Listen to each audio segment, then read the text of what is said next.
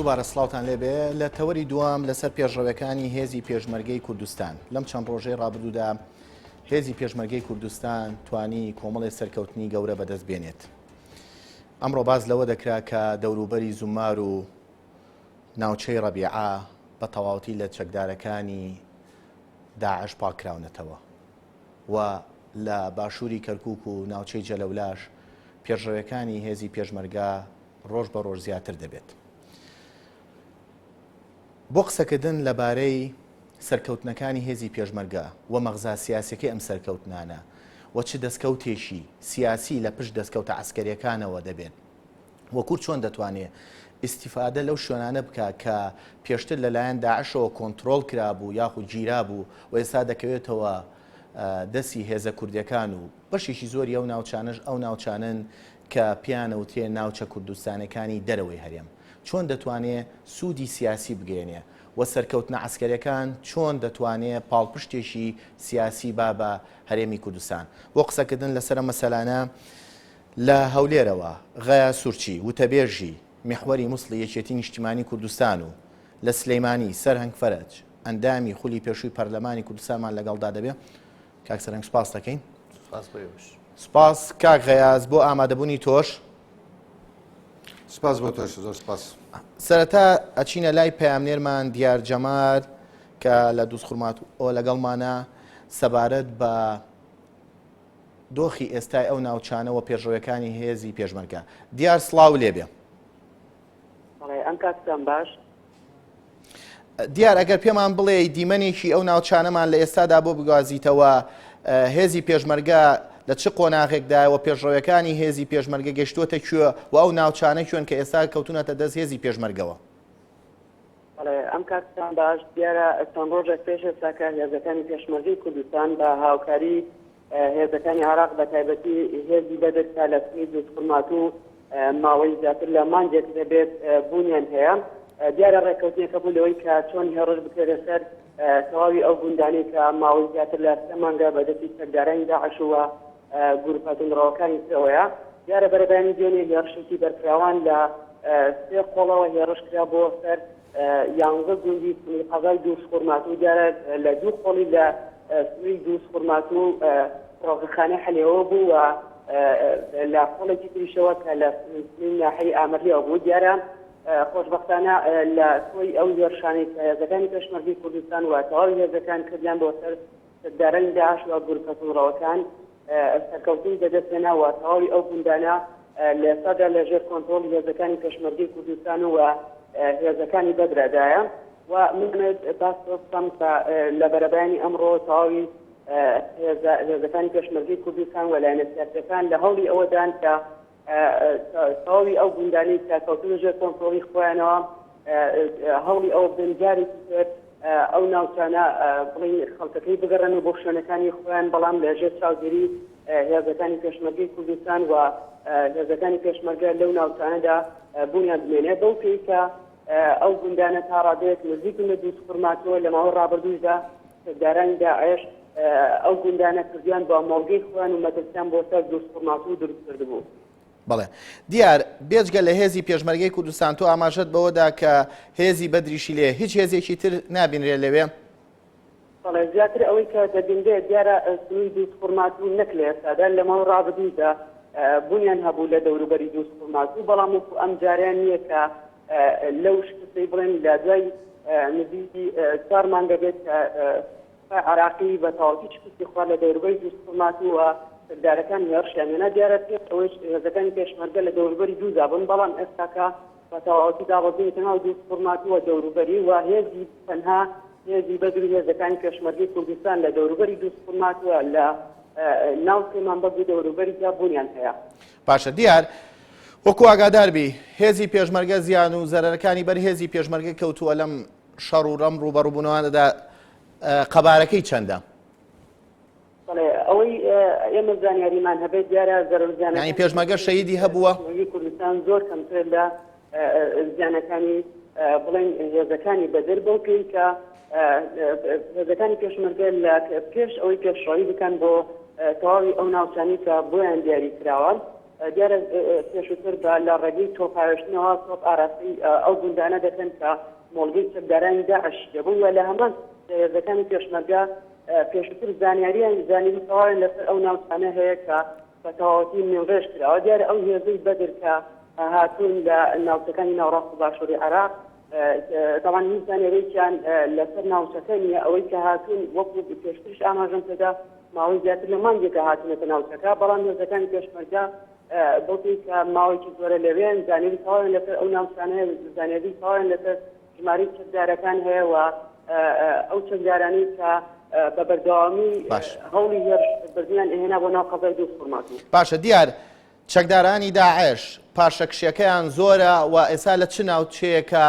لەو ناوچانە خۆیان مەڵاز داوە؟ بەڵێ پاشەکشی چەکدارانی داعش وە گروپە گوندڕەوەکان ماوەی نزیکەی مانگێکە زیاتر دەستی پێ کردووە، بەڵام لە ئێستادا بە تەواوەتی لە دەوروبەری دووسفورماتی و سلێمانبەر بوونیانەوە پاشەکشیان بەپی زانیاریەکانی ئێمە لە سەرچاوە ئەمریکان وەرمان گرتووە زیاتر پاشەکشیان کردو بۆ ناوەندی پارێزگای سڵاحەدین کە تکریتە و هەروەها زنجیرەچیەکانی حەمرین کە مۆڵگەی چەکدارانی داعش وە گروپە گوندڕەوەکانی پێوەیە. من ئەمەوێت ئاماژە بەوە بدەم تا لەبێ برۆسیازەتنی عێراقەوە چەندین گروپی چەکداری وەکو نەقشبەندی و ئەوانی تر هەبوون لە ناوچەکە، بەڵام ئەوەی کە ئێستا هەیە ئەوەی ماوەی ساڵێکە هەیە چەکدارانی داعش دروستبوونە زۆربەی گروپەکان بەیعەتیان بە چەکدارانی داعش هێنا، بەڵام لە پێی ئەو بەیعەتەدا بڵێن چەکدارانی داعش زیاتر شکستیان هێنا بۆ پێی کە گروپەکانی تر لەگەڵ ئەوەدا نەبوون کە شەڕ لە دژی هێزەکانی پێشمەرگە بکەن، بەڵام ئەوەی کە ڕوویدا دیارە شتێکی نەخوازرا بوو لەلایەنی بڵێن گروپەکانەوە کە ڕوویدا. باشە دیار باز لەوە دەکرێت عەشیرەتە عەرەبەکانی ئەو ناوچەیە بەشێکی ئێستا هاوکاری پێشمەرگە دەکەن و بەشێکیشی پاڵپشتی داعشن. هاوکاری هێزە عەشایرەکان، هاوکاری عەشارەتەکانی ئەو ناوچەیە، عەشیرەتەکانی ئەو ناوچەیە بۆ هێزی پێشمەرگە لە چه ئاستێکدایە؟ بەڵێ ئەوەی کە ئێمە بەرەبانیان بۆ سەردانی ئەو ناوچەیانەمان کرد دیارە ژمارەت لە کەسایەتەکانی گوندەکانی حلێوەی گەورەوە حلێوەی کە لە سەرۆک عەشیرە سێکاتبوون دیارە سەردانی قایمقامیتی قەزای دووسفورماتیان کرد، داوایان دەکرد کە بگەڕێنەوە بۆ شوێنەکانی خۆیان. لە هەمان کاتیشدا داوایان دەکرد کە ئەم جاریان ئەو گوندانەی کە پێشووتر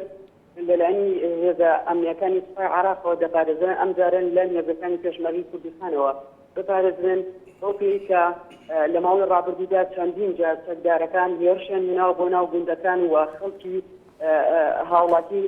ئاساییان کوشتووە و بریندار کردووە، چەندین کەسیان لە ناوچەکە فڕاندووە و دوار لە بەرامبەردا بە پارە ئازادیان کردووە. زۆر زۆر سپاسی دیار جەمال پەیامنێری NRT لە دووسخورماتەوە کە ڕاستەوخۆ لەسەر هێڵی تەلەفۆن لەگەڵمان نابووم. دەچینە هەولێر کاک غەیاس، ئەگەر دیمەنێکی ئەو ناوچانەمان بۆ بگوازیتەوە ئێستا هێزی پێشمەرگە و داعش لە ناوچەی زومال و دەوروبەری شنگال و ڕەبیعە لە ڕوبەڕووبوونەوەیشی توندان، دیمەنی ئەو ناوچانە لە ئێستادا پێشڕەوەکانی هێزی پێشمەرگە گەشتوتە کوێ؟ باز لەوە دەکرێت لە چەند ڕۆژی تردا شنگال لە دەستی داعشیەکان پاک دەکرێتەوە. دیارە لە پارێزگای نێنەوە لە هەر هەژدەیەکەی ئیداری کە بڵێن هەژدەیەکەی ئیداری هەر هەژدەیان کوردنشین بوون،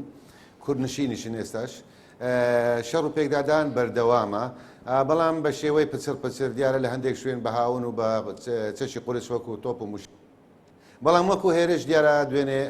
پاش بردومانکردنیەکی چڕوپڕی هێزە ئاسمانیەکانی ئەمریکا پاش کاتژمێر 12 شەو دیار بۆ سەر لە بەیانی کاتژمێر سەعات 4:30 سەر لە بەیانی هێزی پێشمەرگەی کوردستان هێریشی کردە سەر سنتەری بڵێن ناحیەی ئەو شارەدەی ڕەبیعە.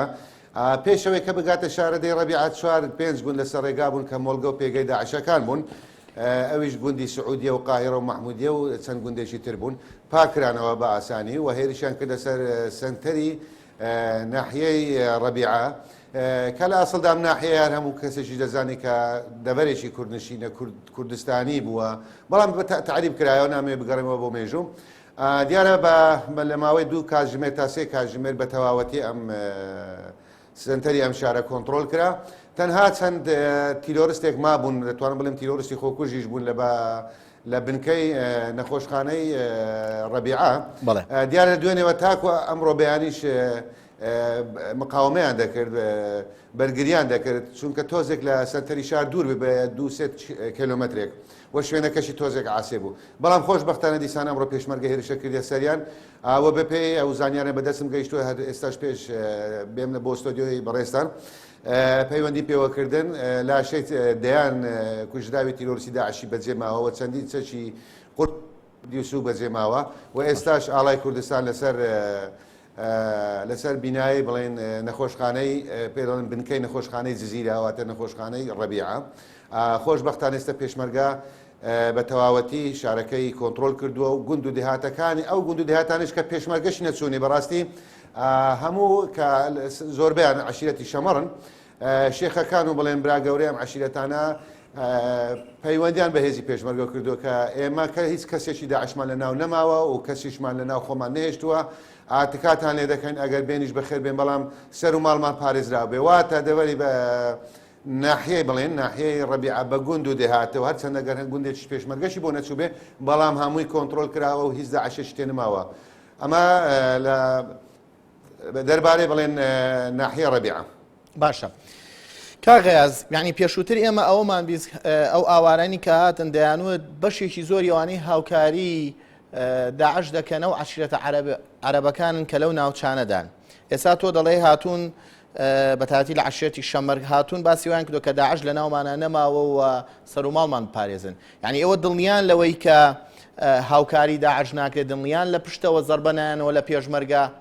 یعنی دڵنیاتان وەرگتووە لەو عشرەتانە من ڕێزم بە هەموو عشتێتەشی عرەچ عەرەبی تورکمان هەر لایەنێک هەیە بەڵام مەسەلەشی کوردی هەڵێت چەند بێت سەقەل نابێ هەموو عشیرەتەکان کەسایەتی خراپ و تیرۆریست و ئەویان تێدایە بەڵام بە ڕاشکاوانەش ئەڵێم عشیرەتی شەمەرتاک و ئێستا بڵێن لە هەموو عشیرەتەکانی ئەو دەوەرە باشتر بوون لە ڕووی ئەمن و ئەمان و لە ڕووی چوونە ناو هێزە تیرۆریستیەکان بەڵام لەگەڵەوەش خۆ من ناڵێم ینی ئەمانە هەمویان پاکن و بێگەردن و نەوەڵاگەر تا پێش ئێستاش کە بەڵێ زومار لێ قەومە و ڕایان کرد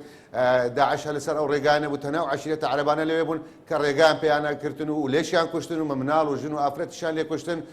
بەڵێ ڕاستە بەڵام دیارە ئەمڕۆ دابڵێن معادلەکە گۆڕاوە ئەو کێشەکە گۆڕاوە بەڵام لەگەڵەوەش ئەبێ ئێمە ڕەچاوی هەندێک شتێک بکەین کە وەکو بڵێن ئەخلاق و عاداتی باش کوردان و کوردستانیان و هێز ئەوانش لەگەڵ براوەی شەڕەکاندان بەڵێ کاک سەرهەنگ لە ڕووی عسکەریەوە ئەم پێشڕەوایەتیە گەورانەمان لەم چەند ڕۆژەیە بینیوە پێشمەرگە پێشڕەوایەتی گەورەی کردووە هەندێک ناوچە کە پێشتر داعش کۆنتترۆڵی کردو و کەوتووە ژێر دەستی داعشەوە پاگەکرێتەوە بەشێکی زۆری ئەم ناوچانن ئەو ناوچانن کە پیان و تێ ناوچە کوردستانەکانی دەرەوەی هەرێم لە ڕووی سیاسیەوە ئەم سەرکەوتنە عسکەریانە چەندە دەتوانێت قانزاج و پێگەی سیاسیمان بەهێزکە بەڵێ زۆر سپاس من سەرەتا ئەمەوێ درود بنێرم بۆ گیانی پاکی هەموو شەیدان بە تایبەتی ئەم شەیدانی ئەمێک دوو ڕۆژە و ڕێز بۆ کەسوکاریان و پیرۆزبایی و دەستخۆشیش لە هێزی پێشبەرگی کوردستانەکەم چکە لە دوێنێەوە بەڕاستی و بە بەردەوامی ئەم ماوەیە توانیوانە سەرکەوتنی باش بەدەست بێن طبعا لە ڕووی سیاسیەوە ئەهمێتی خۆی هەیە ئەم منتیقانەی کە ئێستا لەم دوایە داعش دەستی بەسەراگرت هەموو منتیقەکانی هەرێمی کوردستانە کە بە متەنازع بە کێشە لەسەر ناسراوە و ئەمە خاکی هەرێمی کوردستانەوە هیچ کەسێک ناتوانێت ئینکاری ئەو حەقە بکات بە حەقت و داعش کە هات ئێمە ئەگەر ینی خوێنەوەیەک بۆ ئەو شوێنانە بکەین کە داعش هات پەلاماریە بەڕاستی داعش سەرەتا پەلاماری مووسڵیە دوایی پەلاماری تکریتیە دوایی بەرەو منتیقەکانی متەنازع هات ئەوانەی ناکۆکیان پرۆژە و بەرەو بەخا بڕوان بەڵێکی کردەوە بەرەو کوردستان جا مەسمە یەک شت بڵێم بۆی لە ناویە وەڵامی پرسیارەکە جەنابە بەمەوە ئەو شوێنانەی کە داعش هات بۆ گرتنی و داگیری کرد بە تایبەتی لە منتیقەکانی ناوەڕاستی عێراق ئەو منتیقانە بوون کە حکوومەتی عێراقی دەسەڵاتێکی ئەو توی بەسەریان نەبوو بە حەقت و گروپە تیرۆریستیەکان سەیطرەی تقریباً سەیطرەیان بەسەر ئەو منتیقانە هەبوو کۆنتترۆلی ئەو منتیقانیان لەژێر دەستا بوو بەڵام ئەوەی کە خراپ شکایە بۆ هەرێمی کوردستانەوە بوو کە ئێمە لەو ناوچانەی کە ناوچەی کێشە لەسەرە دەسەڵاتی تاوامان هەبوو و هێزی پێشمەرگی کوردستان و دەسەڵاتی سیاسی لە هەرێمی کوردستان سەیطرەی هەبوو. ئەم پەلاماردانەی داعش و گرتنی ئەو منتیقانە ڕاستەوخۆ لێدان بوو لە دەسەڵاتی سیاسی هەرێمی کوردستان و ئەمە بێگومان تەسیری خراپی هەبوو و باشی بەوە بوو بەڕاستی هەم ئیرادەی پۆڵاینی خەڵکی کوردستان هەم هێزی پێشمەرگی کوردستان و خۆشبەختانە ئەوە بوو تەحالفێکی دەولی گەورە لە دژی داعش دروست بوو و هەموو هێزە بە ئیمکانێتەکانی دنیا هاتنە سەرخەت بۆی لە داعش بن و فعلەن بینیشمان ئێستا بە شێوەیەک بردومانی داعشەکرێ و نێتێک هەیە بۆ لە ناوبردنیان. ئەمە بێگومان دەستکەوتی سیاسی هەرێمی کوردستان بەهێزترەکە. ئێمە زۆر گرنگە تەوزیفی ئەم دەستکەوتانە بکەین لە ڕووی عسکەریەوە کە بەدەستمان هێناوە لە ڕووی سیاسیەوە تەوزیفی بکەین هەم بۆ وتوێژ لەگەڵ بەغا بۆ چارەسەرکردنی هەموو ئەو مەلەفانەی کە تا ئێستا بە هەڵواسراوی لەگەڵ بەغا ماوەتەوە هەموو مەلەفەکان و لە ناویشانە ئەو مەلەفی خاک مەلەفی خاکێکێکە لە مەلەفە گرنگەکانی نێوان بەغدا و هەولێر. باشە پرسیارەکە ئەوەی ئێستا پێشمەرگە بە خوێن ئەو ناوچانەی ڕزگار کردووە. یعنی ترسێکەیە سەرکردایەتی سیاسی کردووە ئەوەی ئێستا سەرکردایەتی و ڕابەرایەتی کوردەکە بە هەموو هێزە سیاسەکانەوە لەسەر مێسی مفاوەزات ئەم ناوچانە بخەنە ناو گفتوگۆوە. یعنی ئەم ترسە ئەبینرێ و هەستی پێ دەکرێت. ئێمە ئەو هەڵەیە کە کردمان لە ساڵی 2023 نابێت دووباری بکەینەوە وەکو کورد. ساڵی 2023 دەرفەتێکی زێڕین هاتە پێشەوە لە دوای ڕوخانی سەدام حوسێن لە مانگی 4 2023 کورد سەیطرەی کردەوە بەسەر ئەو منتیقانە و بەشی زۆری ئەو منتیقانەی خستەوە ژێر دەسەڵاتی خۆی. بەڵام ئێمە هاتین ئەم منتیقانەمان جارێکتر خستەوە ناو مەشاکیلی قانونی و نزاعاتی قانونیەوە لەگەڵ بەغدایە و ئێستا لە دوای ئەم مەسەلەی دەرکەوتەی داعش و دەرەنجامەکانی داعش و ئەو تەحالفە دەولی کە دژ بە داعش دروست بووە ئێستا واقعێک وا دروست بووە ئێمە وردە ئەو منتیقانی کە داعش داگیری کردبوو داگیری ئەکەینەوە ممکن نییە و غەڵەتێکی زۆر گەورەیە ئەگەر سەرکردایەتی سیاسی کوردە سەڵاتی سیاسی لە هەرێمی کوردستان جارێکتر ئەم منتیقانە وەکو جەناب ئاماژە پێدا کە بە خوێن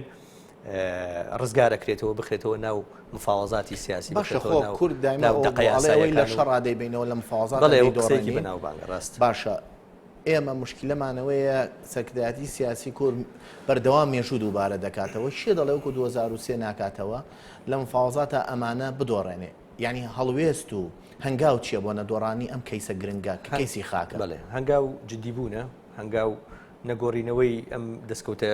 گەورە و گرنگانەیە دەستکەوتی مێژووی دەستکەوتی نەتەوەی دەستکەوتی نیشتیمانی بە هەندێک دەستکەوتی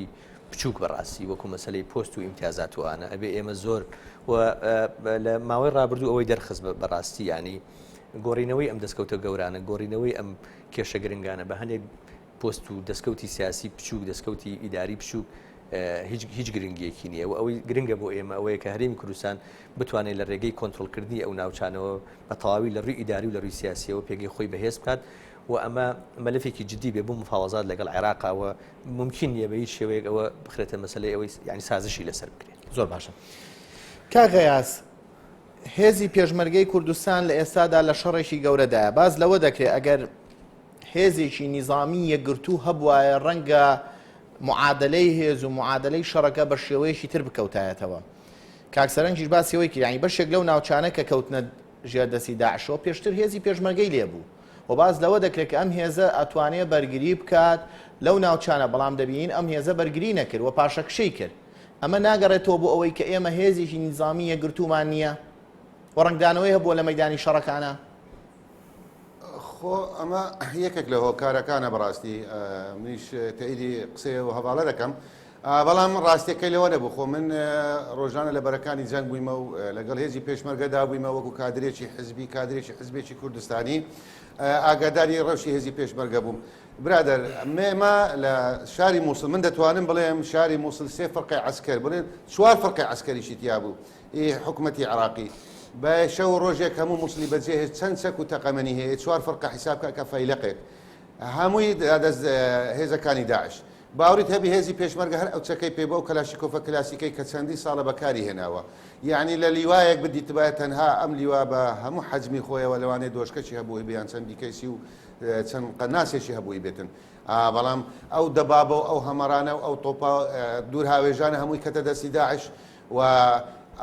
بەم چەکەوە هێرشی پێشمەرگەی کرد جینا خۆ هیچ شەڕێکی بڵێن نزیک لە یەکتریش نەبووە بە چەشی مامناوەندی شەڕ نەکراوە لەگە هێزی پێشمەرگە باوەڕی هەبی هەمووی بە هاون و بە موشک و بە تۆپی دوور هاوێژ و بە دەبابە و هەمەر هاتە سە هێزی پێشمەرگە ئەمە بوو کە ئەمە هۆکارەکە ئەوەیە ڕاستە کە هێزێکی نیزامی بە تەواوی نیزامی نەبووە و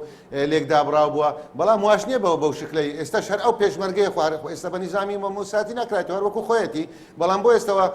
هێرش دەکاتە سەر داعش و داعش ڕادەکات دیارە هاوکێشەکە بۆ گۆڕاوە ئەگەر جەنابتان باوەڕتان وە بێ لەبەر بردومانکردنی فڕۆکە جەنجەکانی ئەمریکا بێ باوەڕت هەبی لە هەموو پارێزگای نێناوە کە دووەمی پارێزگا لەسەر ئاستی عێراق و بوویتە پایتەختی دەوڵەتی ئیسلامی ناشەرعی لەگەڵ ئەوەشدا زۆر بردومان بەو شێوەیە نەکراوە دەتوانم بڵێ بە پەنجەی دەست دەژمێردرێ ئەو بردومانەوە لەو شوێنانەشینە نەدراوە کە شەڕی تیا کراوێ بەڵکو لە مۆلگە و پێگە و لە بارەگە سەرچیەکانی داعشی داوە کە لە شوێنەکانی دوورن لە بەرەی جەنگ بەڵێ لە بەرەی جەنجیدا بەڵام پێویست نەبووە بەڵام هەر ئەو پێشمەرگەیە کە ئەوەی ڕۆژەیە بەرەکانی جەنجی بەجێش بە چ هۆیەک بووی هەر ئەو پێشمەرگە ئەمڕۆوە بەرەو پێش دەچی ئەمە شەڕی شەوەکو عەرەب دەڵێ کەڕوفەری تێدایە بەپێرەو پێش دەچی بەرەو پاژێ تەکتیکی تێدایە ئیسحابی تێدایە بەرەو پێشتونی تێدا بەڵام لەگەڵەوەش من ناڵم دەبێ پێشمەرگە هەروە بمینێ منیش لەگەڵەوەدان دەبێ پێشمەرگە بە مؤسساتی بکرێ کاغیاسکەواتە ئەو بردومانکردانەی فڕۆکە جەنگیەکانی ئەمریکا یعنی ئەوەنە کاریگەری قورسی نەبووە یاخود ئەمە ورە و ئازایەتی و دیسانەوە خۆڕێخستنەوەی پێشمەرگە بوو ئەو ناوچانە کۆنتترۆل بکاتەوە وەکو لە قسەکانی تویا دەرکەوت بڵێ کاریگەری هەبووە کاریگەری دەرونی لەسەر داعش هەبووە لە مۆلگە و پێگە سەرچیەکانی داوە بەڵام لە بەرەکانی جەنگ لە ڕوبەڕووبوونەوە و لە دەستە و یەخە پێشمەرگەوە شەڕ دەکا بەرەو پێش دەچی وا شەهید دەدا بریندار دەداتن باوری تەبێت دوێنێ لەو گرتنەوەی ئەو ناحیەی ڕەبیعەیە کە سنووری بڵێن مەساحەی ڕوبەرەکەی بریم ڕوبەرەکەی زۆر گەورەیە و زۆر استراتیجیە شوێنەکە بە سێ چار بردومان کراولان هێزەکانی بڵێن فڕۆکانی ئەمریکا هێزە جەنجەکانی ئاسمانی ئەمریکا باشتر هەمووی بەدەست و باشی پێشمەرگە ژیرایتەوە باشە کاغیاز پاشەکشەکانی داعش ئێستا لە چ قۆناغێکدایە و پێشمەرگە گەشتوتە من بە پاشەکشێ من بە هەڵاتنی دادنێم باشە هەڵاتن دۆڕانەکان ڕاکردنەکان تێقوچانەکانی داعش هەر ناوێشی لێ بنین گەشتوتە کوێ و هێزی پێشمەرگە لە پێشڕەوایەتیا لەکوێدایە یعنی باز لەوە دەگرێت چەند ڕۆژێکی تر شنگاریش ئازاد دەکرێت بەڵێ من پێشبینی دەکەم بە بچوونی خۆشم بە بچوونی هەموو ئەو فەرماندە سەربازانێ لە دەبارەکەدا پێشمەرگەش ئەمەش ئینسانە پێویستی بە پشودانە پێویستی بە حەسانەوەیە هەرچەندە دوێنێ ئەمڕۆ شەڕەکەتەوە بووە لەوانەیە ئەمڕۆ تا سبەی خۆڕی خستنەوەک پلاندانە نەچوونی هەبی بەڵام من پێشبینی دەکەم بە بۆچوونی من یان ئەم شەو یان شەوی داهاتوو بەشێک لە شنگاریش گیرێتەوە چکە دەبەری شنگار من سنتەری شاری شنگار ناڵێم شنگار چیاج زنجیرە چیایشی لێ نزیکەی 54 کیلۆمەترە شنگار 6 ناحیە بەسەرەوە شنگار 11 کۆمەڵگەی زۆرە ملێ لەسرە ینی ڕوبەرەکەی زۆر گەورەیە بەڵام من دەڵێم یە ئەم دووشەوە بە بۆچوونی خۆم کە خۆشم نزیک بمە لە موقعی حەدەث ئومێدەواریشم پشت بەخوا لەم دووشەوە تا بڵێم لەم جەژنەدا لە ئەم جەژنەی پێشمەرگە لە چیای شنگار دەیکات ئینشاءڵڵا کاک سەرنگ لە ڕوبەڕووبوونەوەی هەر هێزێکە دەبێت تۆ هێزێکی نیزامیە گرتو دەبێت پێشمەرگە پاشەکشەی کرد لە لەحزەیەک لە لەحزەکانە ڕەنگە خەتای پێشمەرگە خۆی نەبوو بێ خەتای ئەو بەڕێوەبردن و ئەو سیاسەتە بێت کە پێشمەرگەیە بڕێوە پرسیارەکە ئەوەیە هێزی نیزامی لەم ڕوبەڕووبوونانە چەندە گرنگە و چەندە پێویستە ئیترێمە هەنگاو بنین مادەم کەوتینە شەڕێکە و خۆمان بۆ دەرکەوت پێویستە هەنگاو بنین بۆ ئەوەی هێزێکی نیزامیمانە بێ هێزێک لە ڕووی ئەکادمیەوە بجەنگن فەرماندەکانی کەسانی ئەکادمی و مەسلەکی بن و کەسانێک بن مسافەی پارتیزانی جیاوازە لە بەڕێوەبردننی شەڕ و شەڕی بەم شێوەیە ئێمە قۆناغی شۆڕشمان تێپەڕاندووە ئێمە زیاتر لە 20 ساڵە حکمی وڵاتی خۆمانەکەی بەڵام بەداخەوە نەمانتوانیوە لەم وڵاتە بنیادی موسساتە گرنگەکانی حکومڕانی بنین محقت ینی طبعا ئەوەی جەنابە باسی کرد تاو دقیقەیانی هێزی پێشمەرگی کوردستان ئەوەی لە توانایە بوو بێ بۆ بەرگری لە خاکی کوردستان و لە خەڵکی کوردستان درێغی نەکردووە بەڵام ئێمە ئەبێ زۆر بە سەراحەت بوو بە جورئەتەوە قسە لەسەر ئەو بکەین کە دوا بە دوای کۆتایی هاتنی ئەم وەزعانەی ئینشاءڵڵا کە لە دەرفەتێکی نزیک کۆتاییە ئێمە بێ قسەیەکی جدی لەسەر مەسەلەی ڕێخستنەوەی هێزی پێشمەرگە بکەین ئەبێ قسەیەکی جدی لەسەر مەسەلەی باشترکردن و باشکردنی ژیانی پێشمەرگە بکەینە بێ قسەیەکی جدی لەسەر تەجهیزکردنی هێزی پێشمەرگە بکەین لەسەر تەسلیحکردنی هێزی پێشمەرگە بکەین لەسەر دروستکردنی هێزێکی نیظامی دوور لە دەستی حیزب دوور لە بەڕێوەبردننی پچووکی گروپی و فەرماندەیی جیاجیا لەم شوێنانە ئەبێ قیادەیەکی موحەدی هەبێ هێزێکی نیظامی بێ چەکی باشی لەبەردەسا بێ باش ڕاهێنرا بێ و ژیانیشی تەمین بێ بەڕاستی ئەبێ ئێمە قسەیەکی جدی لەسەر ئەم مۆزوعانە بکەین و ئەمە من ئومێدەوارم ئێمە و هەنگاوانە بنین چکە لە ماوەی ڕابردووە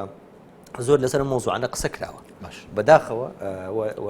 نەتیجەکەی دەرکەوت ئەلحەمدوللا بەڵام ئێمە ئێستا بەرەوە ئەوە هەنگاوانین کە بتوانین ئەو قۆناغە تێپەڕێن. باش ئەم هاوکاری نێودەوڵەتی ئێستا هەولێر بۆتە مرکزی سقلی ڕووکردنە نێودەوڵەتیەکان هەولێر سەرۆک کۆماری فەڕەنسا ڕووی تێدەکات وەزیری بەرگری ئەڵمانیا دێت کۆمەڵێک بەرپرسی گەورە کە لە معادلەی جیهانیا تەسیر و کاریگەریان هەیە ئەمە چۆن ئەکرێ ئیسیفادەی لێ بکەین ینی ئەم پشگیری عەسکەریە چۆن ئێمە هەوڵ بین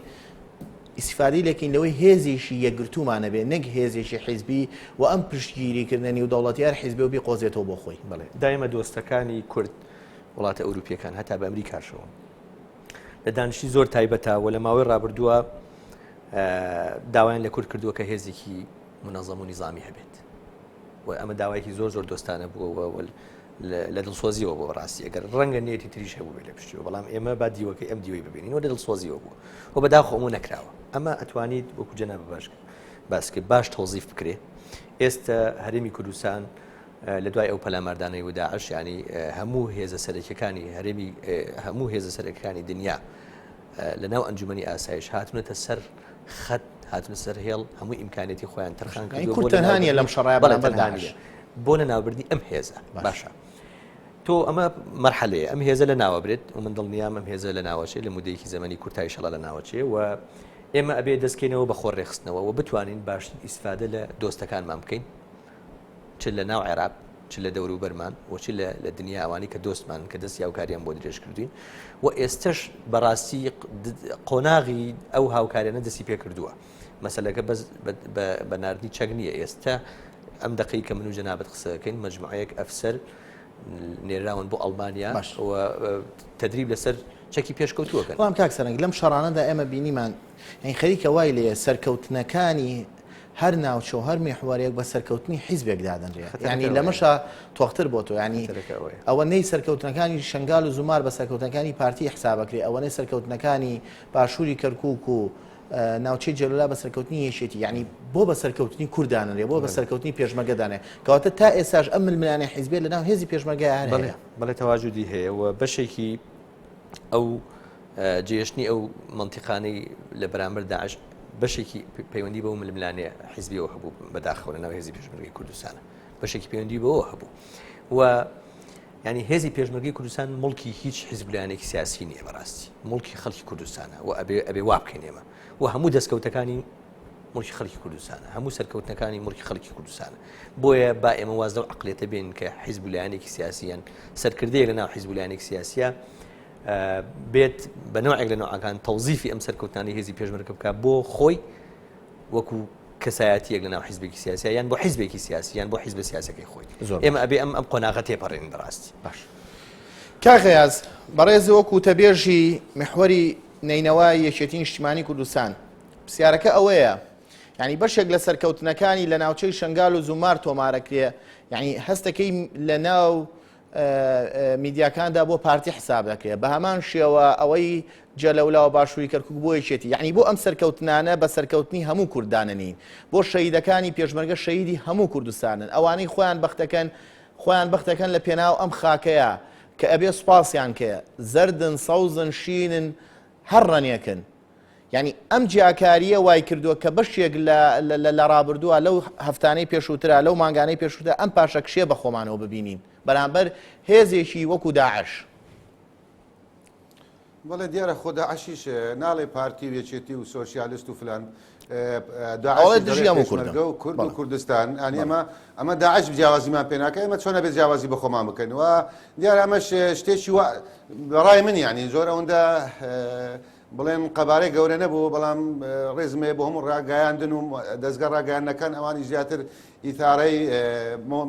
بابەتەکەیان کرد ئەجینا ئەو شەڕی ئێستا کە جەنابەت ئاماژەت پێکرد ئەگە لە بادینان ئەو بڕندەبەری نەیناوە کە بە لەسەر بادینان حیسابە یان بڵێن لە گەرمیان و کەرکووک ئەگە لەوێ سەرکەوتن بیەچێتیە و لێرە سەرکەوتن بی پارتیە کاشی برای ئێستا لە پارێزگای نەیناوە ئەو شەڕی کە پێشمەرگایکە ئەو پێشمەرگانە هەمویان سەر بە وەزارەتی پێشمەرگەی کوردستانن هەمویان کاخەیاز یعنی بەشێک لە سەرکردەکان بەشێک لە پەرپرسە حیزبەکان بەردەوام ئیعلام بەوە تۆمەتبار دەکەن کە ئەمە خۆی ئیعلام و ڕوژاندوێتی بەڵام ئێستا بگەڕێرەوە سەر لاپەڕەی ڕۆژنامە و گۆڤارەکان چەند سەرکردەی بەس حیزبەکەی جەنابەت باسیەوەی کردووە کە شنگال فرۆشراوە چەند سەرکردەی ئەو لا باسیەوەی کردووە کە یەکێتی بەرامبەر جەلەولا شکستیە ناوە خۆمە ئیعلام باسی نەکردو ئەمە سەرکردەکانی خۆتان باسی کردووە باشترین نمونە بەرپرسی مەڵبەندی مووسڵی یەکێتی نیشتیمانی کوردستان لە لێشێ لە لێدوانەکانیدا دەڵێت خەڵکی شنگال ئێستا تووڕەن و ناڕازین بەرامبەر پارتی خۆمە قسەی ئێمە نیە قسەی سەرکردەکانی خۆتانە برای بەڕێز ڕاستە من لەگەڵ قسەی تۆمە منی ژێم لە قسەی بەرپرسان دەبێت لە کادرانی حزبی دەبێت بگرە لە فەرماندەی هێزەکانی پێشمەرگەش ئەبێتن بەڵام من ئەڵێم هەڵەیەمە دووبارەی ئەەکەمەوە ئەمە هەڵەیە ئەبێ ئەم حادزە لابرین لە بینی خۆمان ڕاستە ئەگەم بەرپرسی مەڵبەندی نەیناوە یەکێتی کاک هەڵۆ پێنجوێنی ئەم قسەیە کردبی چونکە پێشتر پێش ئەوەی کە داعش بێتن لە 2014ەوە ئیدارەی پارێزگای نەیناوەی ناوچە دابرندراوەکانی سەر بە پارێزگای نەیناوە ئیدارەکەی هەمووی لە دەست پارتی بووە بڵێ یعنی مەسئولی لقی پارتی ئەو ئیدارەی ئەو منتەقانەی کردووە لە ڕووی سەربازیەوە لە ڕووی ئەمنیەوە لە ڕووی ئیداریەوە لە هەموو ڕووەکانەوە باش ڕاشکاوانە زۆر باش ئەمە لەفە باداخین چکە ئێمە لەسەر تەوەری پێشڕەوەکانی هێزی پێشمەرگەیە بۆی ئاماژەشم بۆدا کە جەنابەت ئاماژە بۆدا کە ئێمە ئیعلام شزلەکەین بۆیە ئەو ڕوونکردنەوە بچووکەمە تەنانەت تازەترین تەسریحی جێگری ئەنجومەنی ناوەندی یەکێتی نیشتیمانی کوردستان ئەڵێت شنگال فرۆشرا یعنی ئێمە ئیعلامی نەیوتووە ئەمە کەسێکی بەرپرس لە حیزبەکەی بەڕێزە وتوێتی با پرسیارەکە بەنەوەی بەڵێ من نازانم چ بەڕێزێک ئەم قسەی کردووە بەڵام جێگری ئەنجومەنی ناوەندی یەکێتی نیشتیمانی کوردستان هەل لە ڕێی ڕووماڵێکی تایبەتی کەناڵی NRT و ئەمە قسەی کرد بەڵێ من نازانم ئاگەم لەو بەڕێزە نەبووە کەچی گوتووە چ بڕیارژە بەڵام ئەمە لە فەتیە پەڕێنین ئێستا نەفرۆشرابێ باشە بەس تەنها وەڵام بۆی کە ئێمە ئیعلام شزل ناکەین بەڵکو قسەکانە دەیگوازینەوە باسی دەکەین پرسیارەکە ئەوەیە گلەی لە بەرپرسەکانی خۆم دەکەم بەرپرسەکانی حزبی و حکومی و سەربازیش دەکەم گلەی لێوەش دەکەم شتێکی ئاساییە زۆر باش من ئەڵێم من نازانم چ برادێک گوتی شنگار فرۆشرایە بەڵام منیش ئەڵێم نابە شنگار ئەوها بە ئاسانی بگیرابایە منیش ئەڵێم ئەو پێشمەرگانەیە کە لە شنگار ڕایان کرد هەر ئێستا ئەو پێشمەرگانەوە هێرش دەکەنەوە سەر شنگار من ئەڵێم نابێ ئەو شتانە زل بکرێتن زۆر هەواڵێکی پارتی چلەیەکێتی ئێستا باز لەوە دەکرێت لە ناو پارێزگای مووسڵیشا مەرکەزە باز لەوە دەکرێت داعش بە تەواوەتی یعنی بەرەو پاشەکشیە دەڕوا بەرەو گەڕانەوە دەڕوا بۆ سووریا یعنی وەکو ئەو هەواڵانەی بیستو بێت جەناب وتەبێژی محوەری گرنگی کە محوەری نینەوایە داعش ئێستا لە حاڵەتی نەفسیەشی چۆندایە و هەستەکە ئیتر بە تەواوەتی کات و زمانی داعش کۆتایی هاتووە لەم ناوچانە بەڵێ مێ کەمەوە هەر کە ئەمریکا دەستی پێکرد بە بردومانی ئاسمانی هەر خۆش ئەمریکا گوتی ئێمە تاکو ئێستا بەرنامەمە نییە کە فڕۆکەکانمان بردومانی سووریانی بڵێن ئەو سووریا بکاتن دیارە داعش هەموو چەک و تەقەمەنی و بڵێن شەڕوانەکانی ئەوانەی کە بڵێن غەیری عێراقین هەمووی گواستەوە بۆ ڕەقە و دەوروبەری حەلەب و هێرشی پێکردە سەر کۆبانێ ئێستا ئەو داعشانەی کە بڵێن غەیری عێراقین زۆر کەم ماون لە پارێزگای نەیت ئەوانەی کە پاش بڵێن دەی حوزەیران بووینە داعش ماونەتەوە لەم دەبەرانە وەچەک و جەبەڵخانە قورسەکانیشان هەمویان گواستۆتەوە بۆ سووریا من دەڵێم داعش لە حالەتێکی دەرونی زۆر خراپدایە و نەک لە پاشە کشەدایە بەڵکو لە ڕاکردندایە و ئەوەی ئێستاش بەرگری دەکاتن کەمە بەرگری ئەوەی دەکرێتن ئەم عەشایرە عەرەبانەنە کە تێوەگڵاون لەگە داعش لە ترسی سەر و ماڵی خۆیان جارجار لەولا شەڕەکەنیان بەرگری ئەەکەن بەڵام ئەمە بڵێ زۆر باشە کاک سەرنگ هیچ تعلیق و تەعقیبێ لەسەر قسەکانی کاغەیاز هەبوو ملانێ حیزبی کە ڕەنگی داوەتەوە هەندێک جار ئیعلام بەوە تۆمەتبار دەکرێت کە ئیعلام شتەکان زلەکە بەڵام ئەوە سەرکردەکانی خۆیانن باسیەوە دەکەن فڵان ناوچەوای لێەوە فڵان ناوچەوای لێەوە ئەمە ڕنگدانەوەی بەسەر ڕۆحێتی پێشمەرگەشەوە هەبوو. بەڵێ ڕاستە ئێمە هەندێک نمونەی ئینمە خراپمان هەیە حەز ناکەم بچینەوە سەری بەڕاستی باشانی بەس بۆ نمونە لە گرتنەوەی مەخمورە یەک مانگ لە دەستگا جیاجای ئەلایەنەکانی سەر بە دوو حیزبی سیاسی پارتیویکەتی شەڕ بوو لەسەرەوەی کێ گرتوێتیەوە کێ نەیگرتوێتەوە زۆر باش ئەمە تێپەڕێنین تەنها وەڵامێک بوو بۆ ئەو قسەیە بەڵام کاکسەرنگ پرسیارەکەوەیە لە دوای ئەم شەڕانە ئایندەی ناوچە دابڕێنراوەکان ئەو ناوچانەیە کوردستانەکانی دەروێ هەریان بەرەو چووە ئەو ناوچانەی کە تەمان ئێستا حکوومەتێک لە عێراقا دروست بووە ئەو حکوومەتە هەم بە مبارەکەی غەربە هەم بە مبارەکەی دەوڵەتانی ئیقلیمە و کوردیش لەناو قەوسا ینی مشارەکەی کردووە لەو حکوومەتە و لەو ئەوە قسە و مۆزوعێکی ترە جێگەی باسکردنی نییە لێرە بەڵام ئەوەی زۆر گرنگە ئەوەیە کە بە هیچ شێوەیەک سازش نەکرێت لەسەر جێهێشتنی ئەو ناوچانە جەخت بکرێتەوە لەسەر ئەوەی کە ئەو ناوچانە واقعێک تەسبیت بووتایە کە هێزی پێشمەرگەی کوردستان کۆنتترۆلی کردووە و بە خوێن گیراوە و پارێزگاری لێکراوە بەشێکشی کە حکوومەتی عراقی جێشی عراقی چۆڵی کردو هێزی پێشمەرگە پارێزگاری لێ کردووە و ممکن نییە جارێکی تر ئێمە ینی کورد ڕازی بێت بەوەی کە ئەم ناوچانە بخاتەوە ناو ململانە سیاسەکان لەگەڵ بەغابی خاتەوە ناو چوارچەوەی دەخە قانونیەکان ئەمە واقعێکی تازەیە دروست بوو لە دوای هاتنی داعش دەرکەوتەیەک بوو کۆمەڵێک دەرەنجامی هەبوو ئەمە یەکێکە لە دەرەنجامەکانی دەرکەوتنی داعش کە ئەوەیە ئەم منطقە ناوچەی کێشە لەسەرەکان کورد توانی کۆنتترۆلی بکات و خۆی سوپاسەکەین سوپاسی ئێوەش دەکەین هەمیشە لەگەڵ NRTدا بن بۆ تاوتوێکردنی مەلەفە گەرمەکان و سڵاو و ڕێزی ئێمەش بۆ هێزی پێشمەرگە و ئازاکان و چاونە ترسەکانی کێسا لە بەرەکانی شەڵدان سوپاسان بکەین.